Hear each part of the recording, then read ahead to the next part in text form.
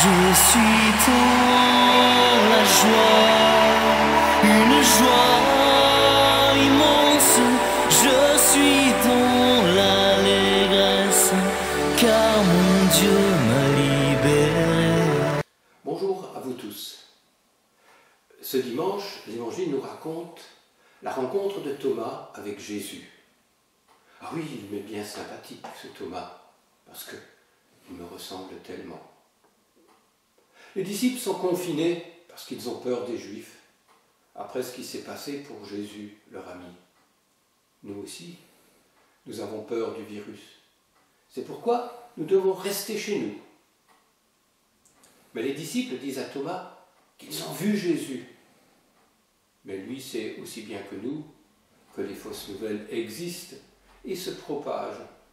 Pas encore sur les réseaux sociaux, comme aujourd'hui, mais par la rumeur et radio-trottoir. Il ne va pas croire ce que ses amis lui racontent. On ne s'appelle pas Thomas pour rien. Mais c'est pourtant dans ce contexte que Jésus se rend présent à Thomas. Il peut aussi venir nous rencontrer dans notre confinement. Pour cela, il nous suffit d'ouvrir nos yeux, d'ouvrir nos oreilles, d'ouvrir nos mains, d'ouvrir notre cœur pour le laisser entrer et faire chez nous sa demeure.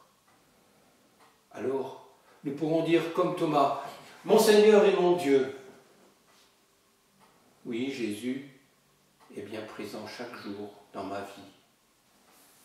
Mais je ne sais pas assez te voir, Jésus, ni entendre vraiment ta voix, ni être réellement ouvert à la vie que tu m'offres. Alors, aide-moi à te rencontrer, à percevoir ta présence grâce au témoignage de mes frères et sœurs, de ces hommes, de ces femmes qui se dévouent pour sauver des vies, pour faire tourner notre monde, pour soigner, pour accompagner ceux qui sont seuls, mais aussi ceux qui prient pour notre monde. Alors, moi aussi, je pourrais croire et témoigner autour de moi, à mes proches, avec tous les moyens d'aujourd'hui, que toi, Seigneur Jésus, tu es dans ce monde, tu es dans notre monde, le vivant, le ressuscité. Alléluia.